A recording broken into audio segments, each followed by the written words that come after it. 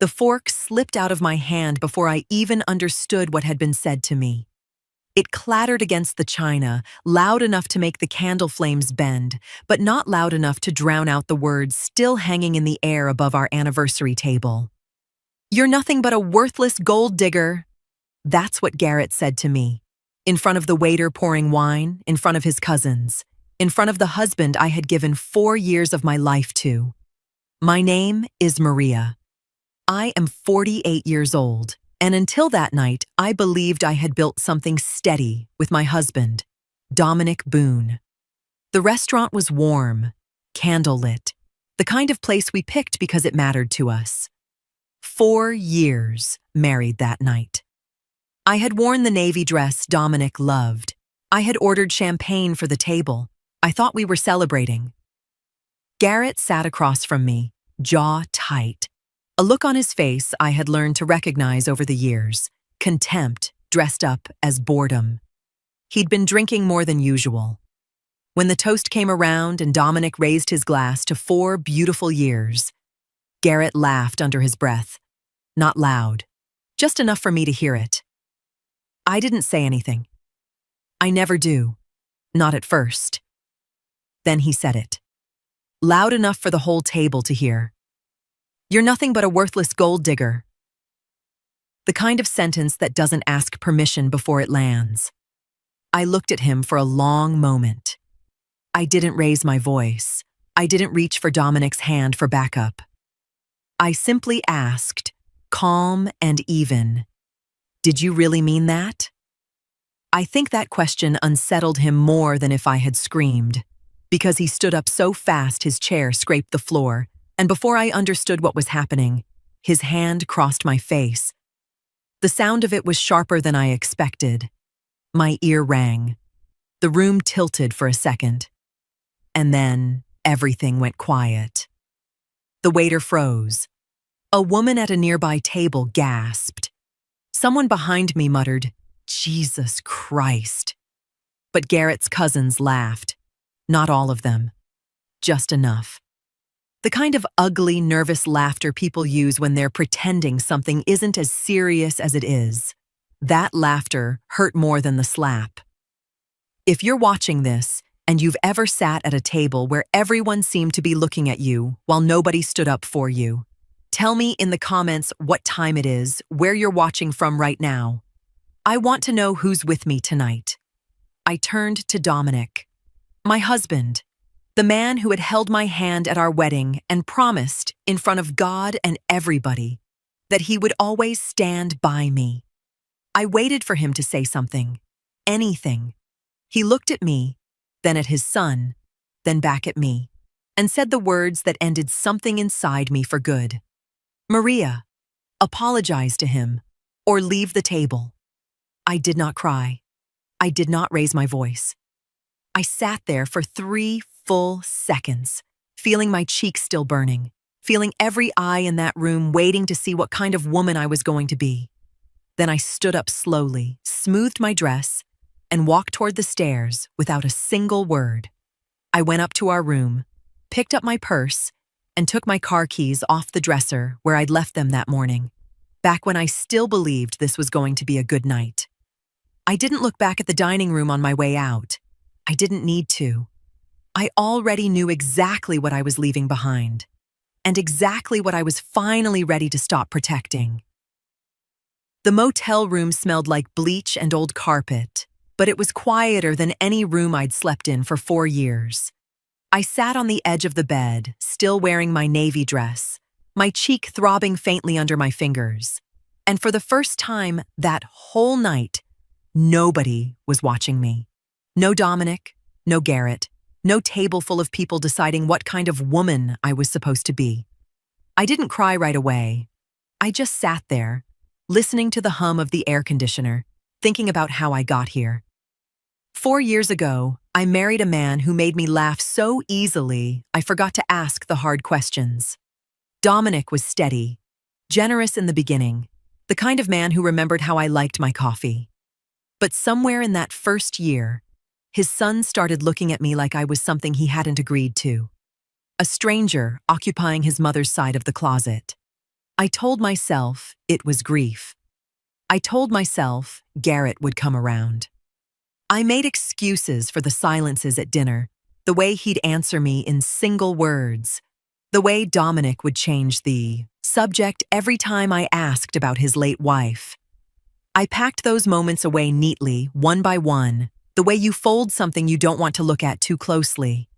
The truth was, I had spent 4 years becoming smaller than I used to be. Not all at once, a little at a time. Avoiding certain topics because they made Dominic uncomfortable. Pretending certain comments from Garrett didn't bother me because confronting them always seemed to create more tension than peace. Telling myself that keeping a family together sometimes meant swallowing things that hurt. Until that dinner. Until Garrett's hand hit my face. Until Dominic looked at me and decided I was the one who owed an apology. Sitting there in that motel room, I realized something I hadn't wanted to admit before. The slap wasn't the beginning of anything. It was the end of a long line of things I'd spent years explaining away.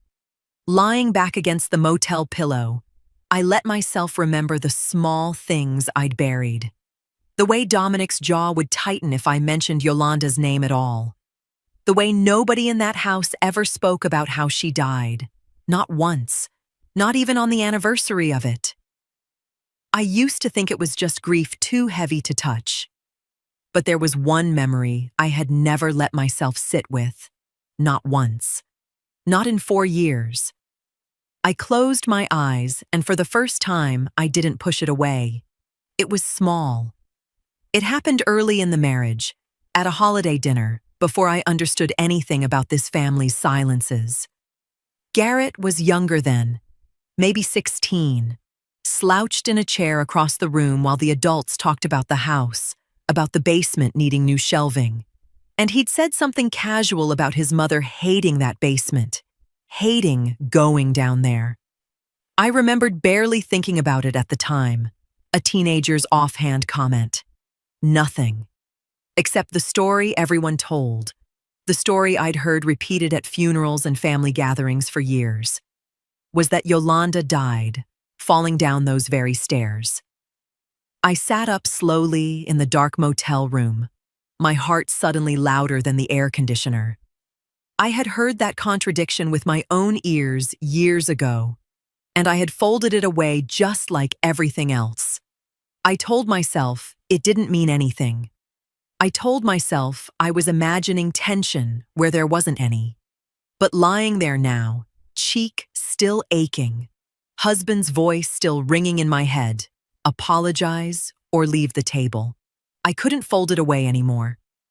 There was one thing I had never let myself think about. And for the first time in 4 years, I let myself ask why. I met Dominic on a Tuesday in the parking lot of a grocery store of all places, both of us reaching for the same dented can of tomatoes on sale. He laughed first. I laughed second. By the time we got to our cars, he had my number, and 3 weeks later, he had my attention in a way no man had managed in years. He was different back then. Softer, slower to anger. The kind of man who opened doors and meant it. I didn't know about Yolanda until our second date. He told me simply that his wife had passed years before, that it had been an accident, that he didn't like talking about it. I respected that. Grief is private. I had buried a marriage of my own once in a different way, and I understood the instinct to keep certain rooms of your life locked. What I didn't expect was how locked that room would stay, even after I moved in, even after I became his wife. There were no photographs of her anywhere in that house, not one. I found that strange at first, then told myself it was simply how he coped. Garrett never spoke of his mother in front of me either, not even in passing, not even when holidays came around, and grief should have made an opening for memory. It was as if the entire house had agreed, long before I arrived, that her name simply wouldn't be spoken inside those walls. I tried, gently in my first year of marriage, to ask Dominic small things, what she was like, what she loved.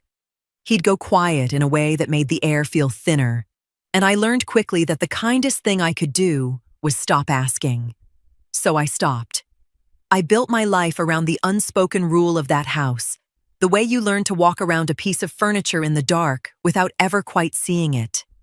It was Dominic's cousin, at a wedding the summer before last, who let one detail slip without meaning to. That Yolanda used to drive clear across town some Sundays, skipping the family's usual church, to sit with a pastor named Geraldine Marsh instead. Just the two of them, sometimes for hours, long after service ended. Nobody in the family ever asked why, or if they did, no answer ever made its way back to me. I remember filing that detail away the same way I filed away everything else in that house, quietly, without comment, telling myself it wasn't my business to dig into a dead woman's private life. Lying in that motel bed now, my wedding ring still on, my cheek still tender, I understood something I hadn't let myself understand before. Inside that house, Yolanda's death had been sealed shut like a door nobody was allowed to open. But outside that house, in another woman's quiet counsel, somewhere far from Dominic's silence and Garrett's contempt, there had been a person Yolanda actually talked to. Someone who might have heard things none of us ever did. The first Christmas Dominic and I spent as husband and wife, his sister hosted at her house in Decatur, the kind of gathering where every room smelled like cinnamon and somebody's grandmother's perfume. I was new to this family then, quiet, watching everything the way you do when you're still learning the unspoken rules of a house that isn't yours yet. Garrett was 16 that year, all elbows and silence, slouched in the corner of the living room with his phone while the adults talked about nothing important. Football, the price of gas, whether the basement needed new shelving before spring. That's when his aunt said it. Light and easy. The way people talk about the dead when enough years have passed that grief has gone soft around the edges. Yolanda always wanted to fix that basement up. Never got the chance. I remember Dominic's hand tightening slightly around his glass. Just slightly. I almost didn't catch it. And then Garrett, not even looking up from his phone, said something that barely registered with anybody else in the room. Mom hated going down there. Nobody else seemed to hear the weight in it. His aunt kept talking about shelving. Someone laughed about something unrelated. The room moved on the way rooms do when nobody else is listening for the thing underneath the thing being said. What stayed with me wasn't Garrett's comment by itself. It was Dominic.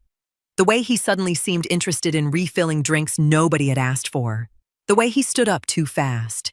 The way the conversation disappeared the moment those words left Garrett's mouth. I looked at him. Just for a second. He wasn't looking at his son. He was looking at his drink, jaw tight. And then he asked if anyone wanted more eggnog, and the moment closed like a door swinging shut on its own weight. At the time, I didn't think of it as suspicion. I thought of it as grief. Families protect certain memories. Sometimes they protect them so fiercely that nobody notices the difference between honoring the past and refusing to talk about it. That was the explanation I gave myself. The easier explanation. I never asked Dominic about it. Not that night. Not in the weeks after. Not in the 4 years since. Something in the speed of his exit from that conversation taught me, without either of us saying a word, that this house had a door I wasn't supposed to knock on. So I didn't. I folded the moment small enough to fit in the quietest part of me, and I went on loving my husband, and I went on being polite to his silences. Over time, the memory became less about what Garrett said, and more about my own choice not to ask questions. Every marriage has subjects couples avoid. Every family has stories that stop a little too abruptly. I convinced myself this was one of those stories. And maybe that would have been the end of it. Maybe I would have carried it quietly for the rest of my life. But sitting alone in that motel room years later, cheeks still stinging from Garrett's hand, and Dominic's betrayal still fresh in my ears, I found myself thinking about that Christmas again. Not because I suddenly believed I knew something, because I realized I'd spent 4 years helping everyone else pretend nothing needed to be asked. And for the first time, I wasn't sure why. I almost didn't make the call. My thumb hovered over his name in my phone for a long time before I pressed it. The motel room dark except for the glow of the screen. My reflection faint in the window beside me. Lawrence Cole had known my mother for almost 30 years. Before she passed, back when he was still working homicide for the county, back before retirement turned him into a quieter version of himself who fixed radios in his garage and went to church every Sunday like clockwork. He'd known me since I was a girl. He was the closest thing I had left to family who'd tell me the truth, even when it cost me something to hear it. He picked up on the second ring, voice rough with sleep. "Maria, it's late." "I know," I said. "I'm sorry. I just needed to hear a voice that wasn't—" I stopped myself before I said his name, before I said either of their names. Lawrence didn't push. He never did. He just waited. The way men who've sat across from grieving families for 30 years learn to wait, letting silence do the work that questions can't. So I told him. Not everything. Just enough. The dinner. Garrett's hand against my face. Dominic's ultimatum. The motel room I was sitting in now. I heard him exhale slowly on the other end. The kind of breath that meant he was angrier than he'd say out loud. "You did right, leaving," he said. "Don't let anybody talk you into going back tonight." I almost let the conversation end there. I almost thanked him and hung up and let the rest of it stay buried where I'd kept it for 4 years. But something in his voice, steady and familiar, made the next words come out of me before I'd decided to say them. "Lawrence, did you know Dominic's first wife? Yolanda?" There was a pause, longer than I expected. "I remember the case," he said carefully. "Not because I worked it. I didn't. But it came through the department around the time I was winding down toward retirement. Ruled accidental pretty quickly, if I remember right." "What do you mean, quickly?" Another pause, heavier this time. "I mean quick enough that it stood out. Most accidental death files take their course and everybody moves on. That one seemed to move through the system faster than a lot of others I saw. Doesn't mean anybody did anything wrong. It just stuck in my memory for that reason." My chest went tight. I hadn't told him anything about the basement. I hadn't told him anything about Garrett's words from that Christmas years ago. I'd only asked a simple question, expecting a simple answer. "Lawrence," I said slowly, "why would it stand out if there was nothing strange about it?" He was quiet for a moment, like a man choosing carefully which door to open. "Because in this line of work, Maria, you learn that sometimes a case can be closed and still leave questions behind. Most of those questions never amount to anything. Most of the time, there's a perfectly reasonable explanation sitting somewhere in the paperwork." I waited. "But every now and then," he said quietly, "you remember a file years later and find yourself wondering if everybody knew everything they needed to know before they stopped asking questions." I sat there holding the phone against my ear long after he'd said it, his words settling into me slower and colder than anything Garrett had said at that dinner table. I hadn't called Lawrence to open this door, but it was already open now, and I couldn't unsee what was standing on the other side of it. Neither of us hung up. I could hear Lawrence breathing on the other end, slow and deliberate, the way he used to sound when I was a girl, and he'd sit at our kitchen table working through a crossword he refused to give up on. "Lawrence," I said finally, You said it sat wrong with you. What exactly sat wrong? He didn't answer right away. I heard him shift, a chair creaking somewhere in his house like a man settling in for something he hadn't planned on saying out loud tonight. There's a detail I remember questioning at the time, he said. Not because I thought it proved anything, because it didn't quite line up the way I expected. Tell me. The timeline, he said. I remember looking at the file while it was moving through the department. There was a gap between when Dominic said he found her and when emergency services were actually called. I sat up straighter in the dark. What kind of gap? I'd have to see the paperwork again to tell you the exact numbers, Lawrence said. It's been years, but I remember thinking it was longer than I would have expected. My mouth had gone dry. And nobody cared. That's not exactly fair, he said gently. The case was ruled accidental. Once that happens, people tend to view everything through that lens. If there's a timeline issue, the assumption becomes shock, confusion, panic. Those explanations are often reasonable. But you remembered it? I remembered wondering about it, he corrected. That's different. The distinction mattered. It made him sound less like a man carrying a secret for years and more like a detective remembering an unanswered question. Did anyone ever ask him about it? I said. Not that I know of. It wasn't my case. Something like old frustration crept into his voice. I mentioned it in passing once. The detective handling it wasn't concerned. Said there was nothing in the file suggesting foul play. The case moved forward and eventually closed. That was the end of it. I sat there holding the phone tighter than I needed to, feeling something shift in my chest. Not shock anymore, but the quiet, sturdy weight of being believed. Lawrence, I said slowly, I need to tell you something. Something I've never told anybody. I'm listening. I told him about that Christmas years ago. The eggnog and the shelving, and Garrett slouched in the corner with his phone, saying it so casually it almost slipped past me. Mom never went in the basement. She hated it down there. I told him how the official story everyone repeated for years was that Yolanda died falling down those very stairs. I told him how Dominic's hand had tightened around his glass, how he'd stood up too fast and changed the subject before anyone else caught what had just been said.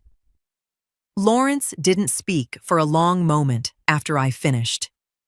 That's interesting, he said finally, voice low and steady. Interesting? If she truly avoided that basement the way Garrett described, then it raises a question. That's all. Not an answer. A question. He paused. People end up in places they normally avoid for all kinds of reasons. Looking for something, following a noise, going after a box they need. Any number of things. I waited. But when something already feels unsettled, details like that are hard to ignore. The words landed in me like a stone dropped into still water, spreading outward slow and cold. What do I do with that? I asked. You don't have to do anything tonight, he said. But I think you already know you can't unknow it either. I didn't answer him. I didn't need to. We both already knew I wouldn't be able to put this back where I'd kept it for 4 years. Lawrence called me back 2 days later, not late at night this time, but early, while the morning light was still gray through the motel curtains. I made a call, he said. No greeting. Straight to the point the way he always was when something mattered. Old colleague of mine, still works major crimes. I didn't tell him everything, just enough to ask whether somebody could take a fresh look at the original file. My heart climbed into my throat. And nothing happens fast, Maria. I need you to hear that clearly. Cases like this don't reopen because somebody got a bad feeling. He paused. What he's agreed to do is review the file. That's all. Look at the paperwork. Compare the timeline. See if there's anything there worth asking about. I let out a slow breath. So this isn't an investigation. No, not even close. His voice stayed steady. It's one detective agreeing to spend some time looking at an old file. If he sees nothing unusual, it ends there. If he thinks something deserves a second look, then it goes through whatever channels it needs to go through. How long? Could be weeks. Could be longer. Records have to be pulled. Reports have to be reviewed. I'm not going to lie to you and make this sound like television. He paused. But he didn't dismiss it either. That tells me something. I sat with that a long moment after we hung up, turning his words over slowly, trying to find someplace steady to stand in the middle of them. Relief and fear had started arriving together now, every time inseparable, like two people who'd learned to walk in through the same door. My phone rang again, less than an hour later. Dominic's name lit up the screen, and my stomach dropped before I even answered. Maria. His voice was soft, careful, the voice he used when he wanted something smoothed over quickly. Baby, come home. We need to talk this through like adults. Garrett knows he was wrong. He's ready to apologize. I didn't say anything for a moment, just listened to him breathe on the other end. This man I had loved for 4 years. You there? He asked. I'm here, I said. I miss you in that house, he said. And for a second, just a second, the old version of him slipped through. The one who used to remember how I liked my coffee. The one who laughed first in a grocery store parking lot. Come home, let's fix this. I need a little more time, Dominic. Time for what? His voice tightened, just slightly, the way it always did when he didn't get the answer he expected. It was one bad night. People say things they don't mean. He hit me, I said quietly. In front of everyone. A pause. I know. And he knows that was wrong. But Maria, we're a family. You don't just walk away from family over one bad night.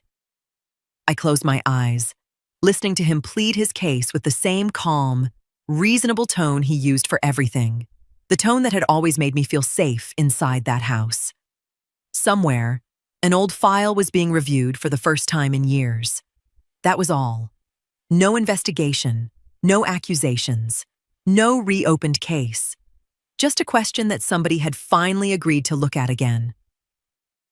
I'll call you, I said softly, and hung up before he could answer.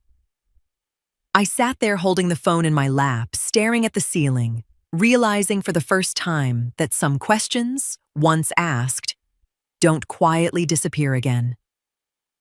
I didn't sleep that night. I lay in the motel bed, staring at the ceiling fan, turning slow circles above me, Dominic's voice still looping in my head. We're a family. You don't just walk away from family over one bad night. And somewhere underneath that, Lawrence's voice too, steady and certain. A woman who hated a room doesn't end up dying in it by accident. By morning, doubt had crept in and made itself comfortable. What if I was wrong? What if a teenager's offhand comment from years ago was nothing more than a boy misremembering his own grief? What if a retired detective's old hunch was just that? A hunch. The kind men like Lawrence probably carried by the dozens after 30 years on the job. Cases that sat wrong with them for reasons that never amounted to anything. I thought about Dominic's face at our wedding. The way he used to hum while he made coffee in the mornings. Off-key, not caring who heard him. 4 years of small, ordinary tenderness. And I was sitting in a motel room about to let one old man and one buried memory unravel all of it. My hands were shaking when I called Lawrence. I need you to stop, I said before he'd even finished saying hello. Whatever you started, I need you to call it back. Maria, I shouldn't have told you any of it, I said, my voice rising despite myself. He was a teenager, Lawrence. Kids say things. And you said yourself it wasn't even your case, that you just had a feeling. A feeling isn't evidence. I'm about to destroy a marriage, destroy a family, over a feeling and a 16-year-old's bad memory. Lawrence let me finish. He always let people finish. You think I haven't asked myself the same thing? He said quietly. Every case I ever worked, somewhere in the back of my mind, I asked if I was seeing something that wasn't there. That doubt doesn't mean you're wrong, Maria. Sometimes it just means you're a decent person who doesn't want to believe the worst about somebody you loved. Then tell me I'm wrong, I said, my voice breaking now. Tell me to go home. He was quiet for a long moment. I can't tell you that, he said, because it's not up to either of us anymore. My stomach dropped. What do you mean? My colleague already pulled the file yesterday morning before you called me tonight.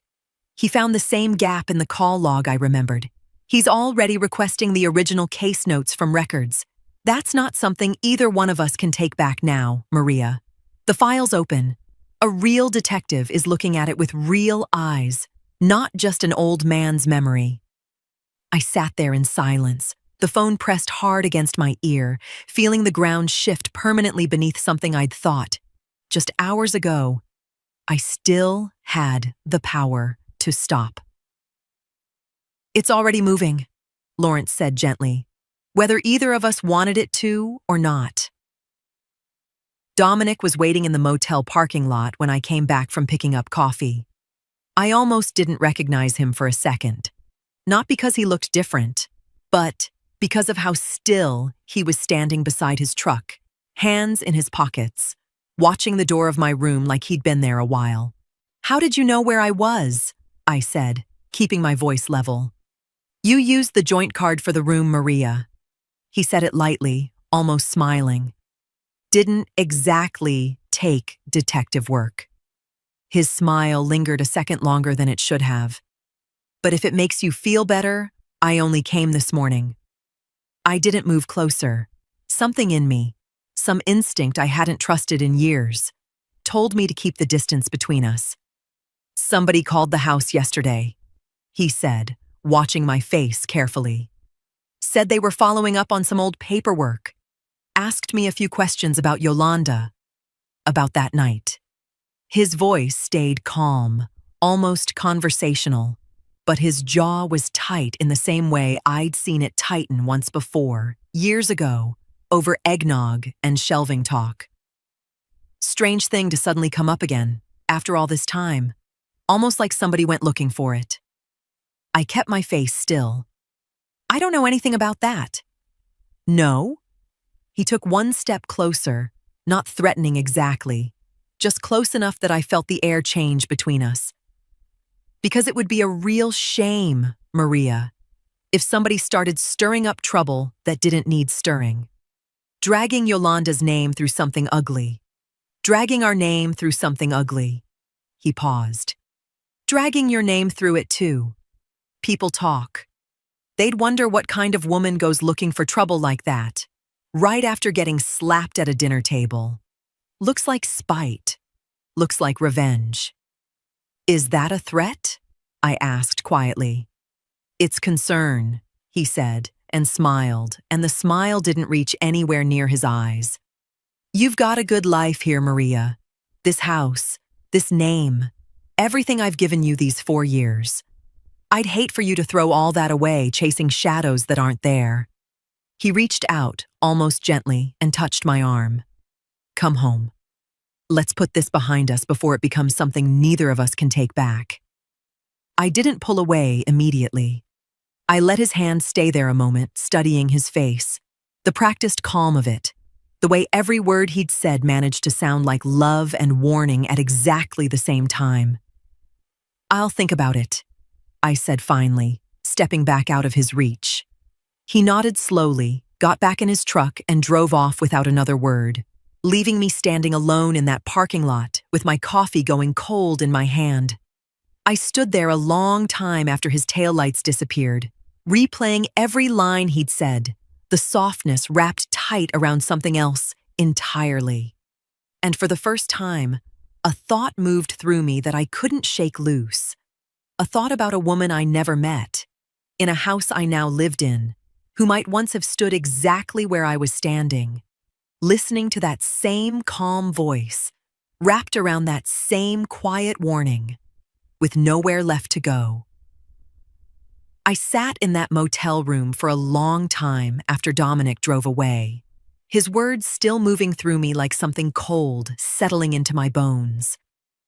It would be a real shame if somebody started stirring up trouble that didn't need stirring. He hadn't confessed to anything. He hadn't needed to. The warning underneath the warmth had said enough. I kept replaying his face, the calm of it, and somewhere in that replaying, a memory surfaced that I hadn't thought about in years. Something small, something he'd told me himself early in our marriage, back when I still asked gentle questions, and he still gave gentle answers. We'd been lying in bed one night, maybe 8 months into the marriage, and I'd asked him softly what that night was like. Finding her. He'd been quiet a moment, then said he'd come home from a work site late, walked in, and found her right there at the bottom of the stairs. Called for help the second he saw her. That's what he told me. Right there. The second he saw her, I sat up straight, my heart hammering now. A few days earlier, Lawrence had told me the timeline in the original file contained a gap that investigators at the time explained as panic and confusion. At the time, I hadn't thought much beyond that. Now, I couldn't stop thinking about it. I called Lawrence before I'd even decided to. He told me himself, I said, the words tumbling out faster than I meant them to. Early in our marriage, he said he came home, found her, and called right away. The second he saw her, Lawrence. Those were his exact words. There was a pause on the line, and I could hear Lawrence sit up wherever he was. The creak of a chair, the shift of full attention. Say that again. Slow, he said. I repeated it. He was quiet for a moment. The detective reviewing the file mentioned something similar, Lawrence said carefully. According to the original statements, Dominic's explanation at the time was that he found her, tried to help her, panicked, and didn't immediately call. That was how the timeline was understood back then. But that's not what he told me? No. I stared at the wall. He told me he called the second he saw her. No mention of trying to help first. No mention of panic. Nothing. Lawrence exhaled slowly. That doesn't automatically mean anything sinister, Maria. People remember traumatic events differently over time. Sometimes they simplify them. Sometimes they unconsciously rewrite parts of them. But they're different stories. They are. I felt something in my chest go very still and very cold. What does that mean? I asked. It means it's information, he said carefully. Nothing more than that right now. The detective reviewing the file is already comparing statements, timelines, and reports. This is one more thing he should know about. The room felt suddenly smaller. So, what happens now? Lawrence was quiet a moment. Now I pass it along, he said, and the detective decides whether it's important or not. That's how these things are supposed to work. I stared at the wall. For years, I'd treated that conversation as just another memory. Now it felt different. Not because it answered anything, because it raised a question I could no longer ignore. I sat there holding the phone long after we said goodbye, staring at the wall, feeling the full weight of what I'd just done. And what I now understood I could never undo. I heard about it secondhand, the way you hear about most storms after they've already passed through somebody else's house. Lawrence called me that evening, his voice careful in a way that told me before his words did. My colleague spoke with Dominic today, he said. Nothing formal, just a follow-up conversation while they're reviewing the old file, clarifying timelines, verifying details. My stomach turned over slowly. What happened? I don't know everything. Lawrence admitted. Only what he was comfortable sharing. Said Dominic seemed irritated by the questions. Kept insisting everything had already been settled years ago. Nothing unusual about that by itself. But, Lawrence hesitated. But apparently he got frustrated when they asked him to walk through the timeline again. Not angry, just defensive. My colleague thought it was worth noting. I sat with that for a long moment after we hung up, picturing it without wanting to. Not a confession. Not an interrogation. Just a man being asked to revisit a night he'd spent years trying not to revisit. I didn't have to imagine much longer. A knock came at my motel door just after 9, sharp and uneven, nothing like Dominic's confident rap. I looked through the gap in the curtain first. Garrett stood there alone, no truck, no anger in his shoulders for once, just stillness, and something underneath it I'd never seen on his face before. I opened the door slowly. He didn't say anything right away. He just stood there, eyes tired, jaw working, like he was chewing on words too heavy to let out easily. They talked to him today, he finally said, voice low and uneven. I said nothing. I let him keep going. He kept saying it was routine, kept saying people were wasting their time digging through old paperwork. Garrett looked down for a moment. Maybe he's right. I don't know. His uncertainty felt more honest than certainty ever could have. But, he gave a humorless laugh. But my father hates repeating himself. Always has. And today he kept going back over the same things again and again. I stayed quiet. My father remembers everything, Garrett said. Birthdays, addresses, job estimates from 10 years ago. That's just who he is. He rubbed a hand across his face. Watching him get irritated over simple questions felt strange. Not wrong. Not suspicious. Just strange. The room went quiet between us. You knew something was happening, he said finally. I didn't answer right away. Maria. His voice softened slightly on my name. You knew before I did. I looked at him standing there in the motel doorway. The same young man who had hit me across the face only days earlier. The same young man who now looked less angry than confused. What do you know? He asked quietly. Not accusing, not demanding, just asking. I stood there, the motel light flickering faintly above us, looking at someone whose entire understanding of his family had started to wobble, not collapse, just wobble. Garrett, I said softly, I think you need to sit down first. His eyes searched my face, and for the first time since I'd known him, I saw something stronger than anger there. Fear. Maria, he said quietly, what do you know about my mother's death? I stepped aside and let Garrett into the room, something I never thought I'd do after the sound his hand had made against my face, only days before. He sat on the edge of the small couch by the window, hands clasped tight between his knees, waiting. I sat across from him on the bed, choosing my words slowly, the way you choose footing on ice.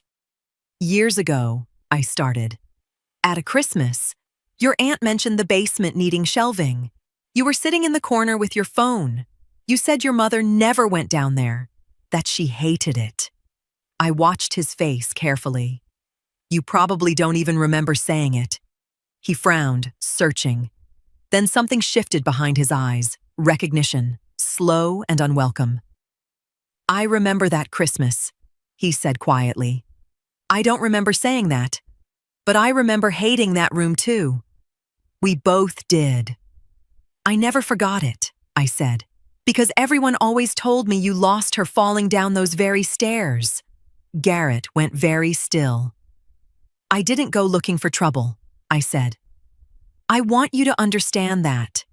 I buried it for 4 years because I didn't think one offhand comment from a grieving teenager meant anything. I told myself I was imagining tension where there wasn't any. I paused.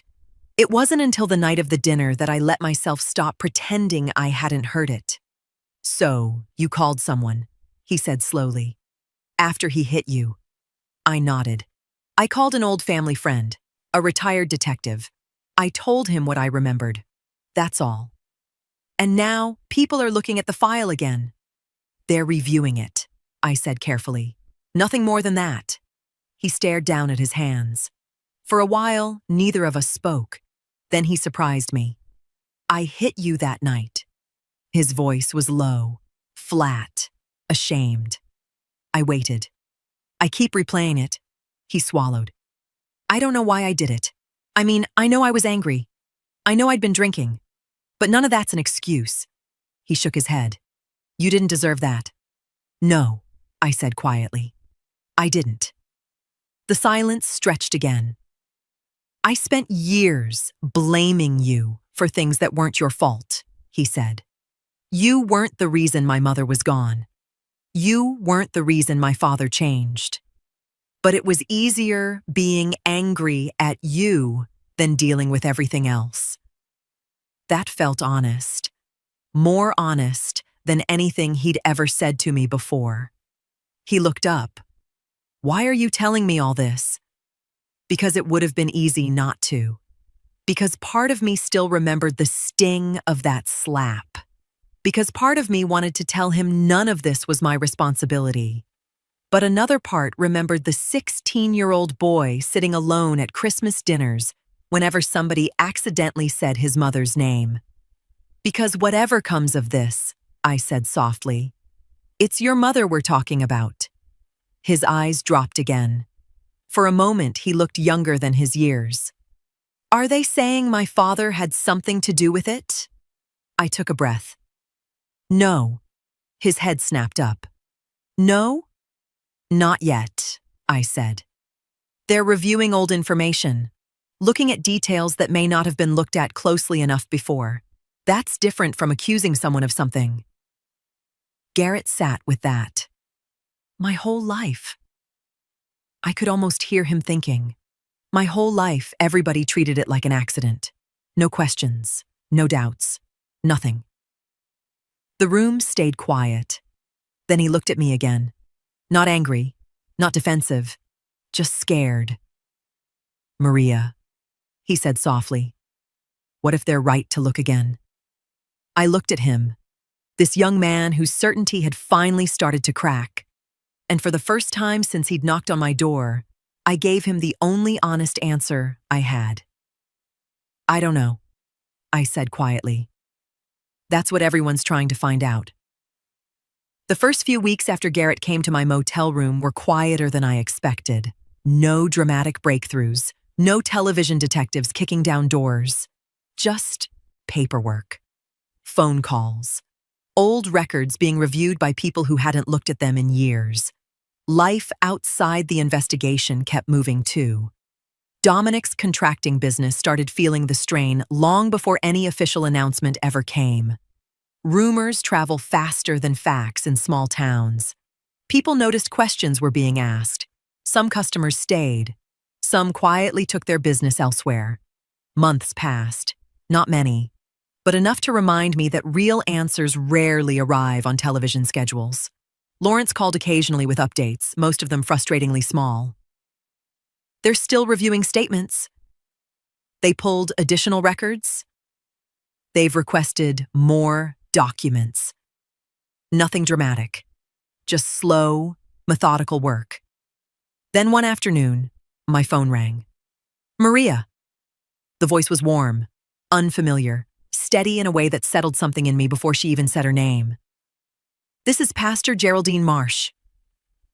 I sat down slowly on the edge of my motel bed.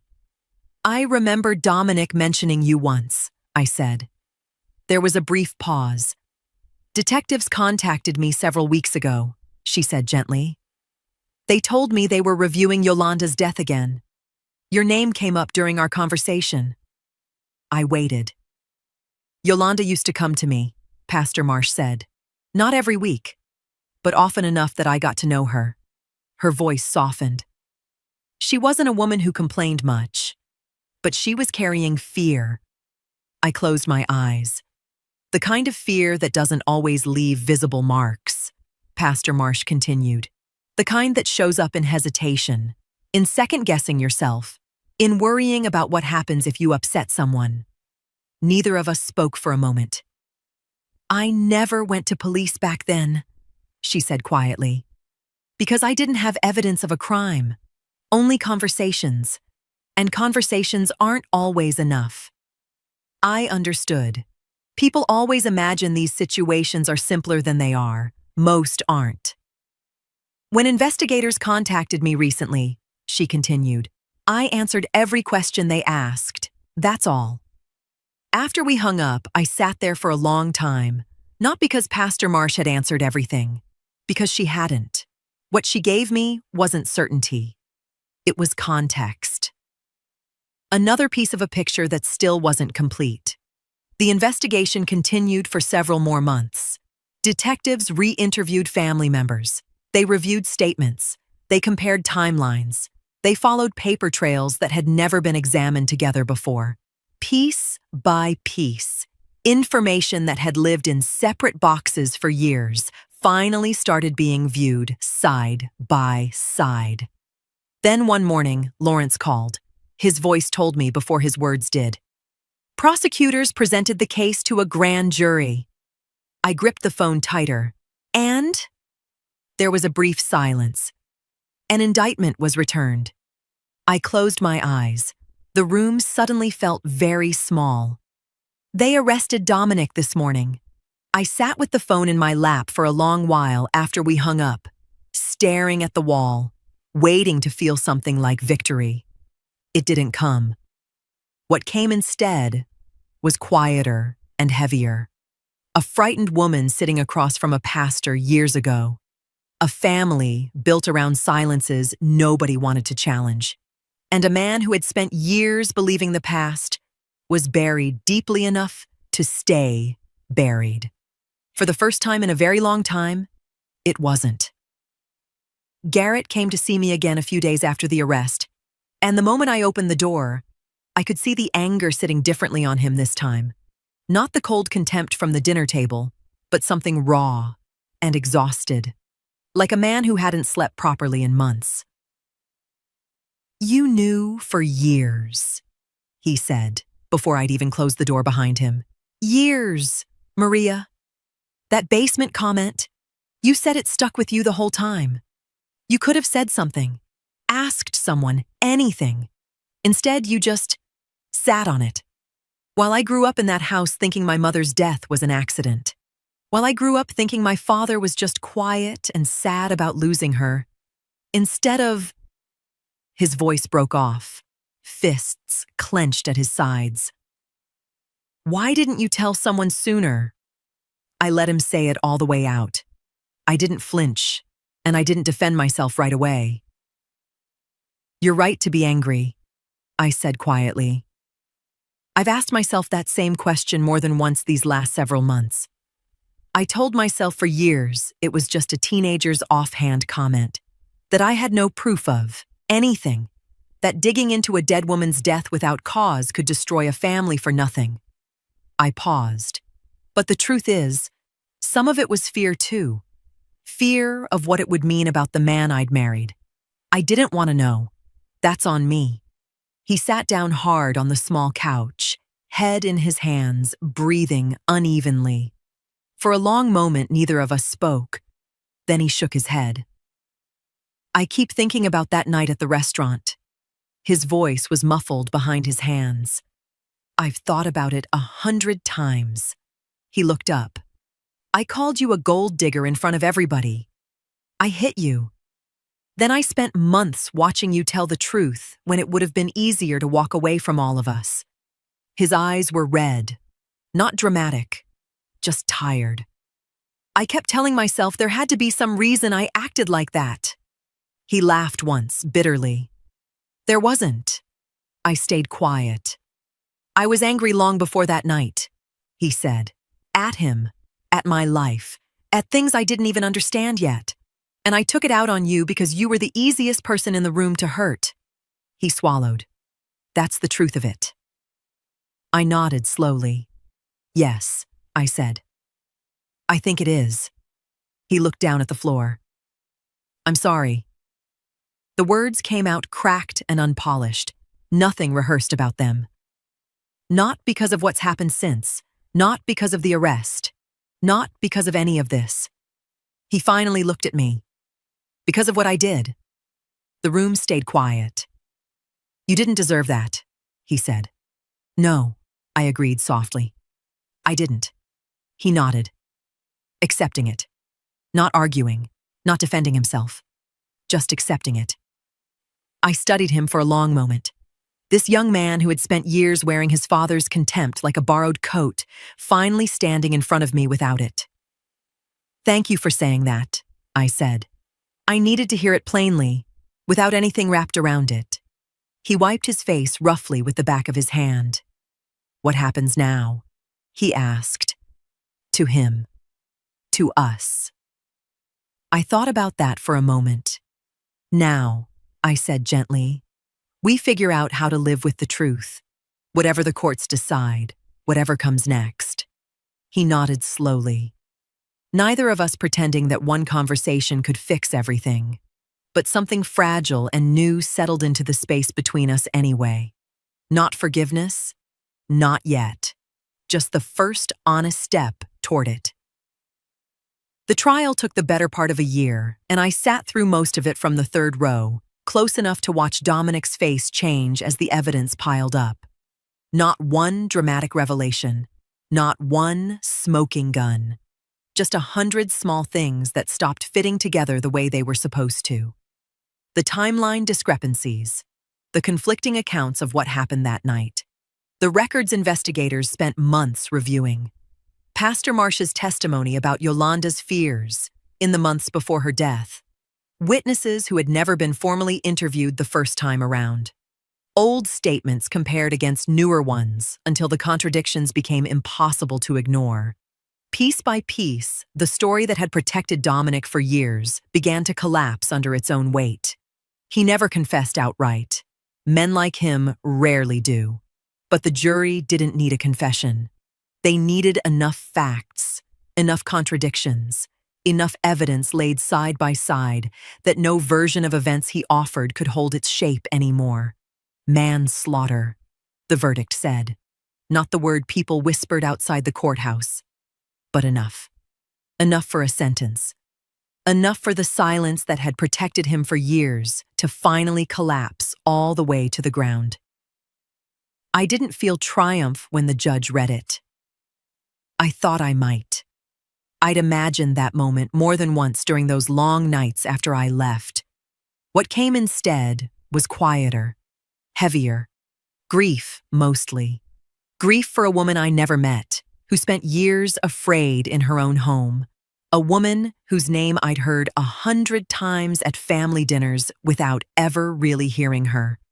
Garrett sat beside me through most of the trial, closer some days than others.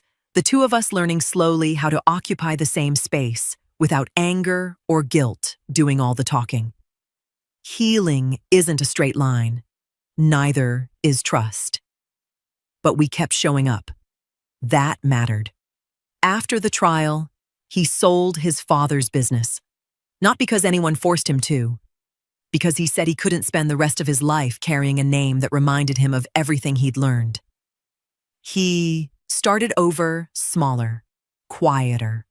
The way people do when they're finally building something for themselves instead of inheriting it.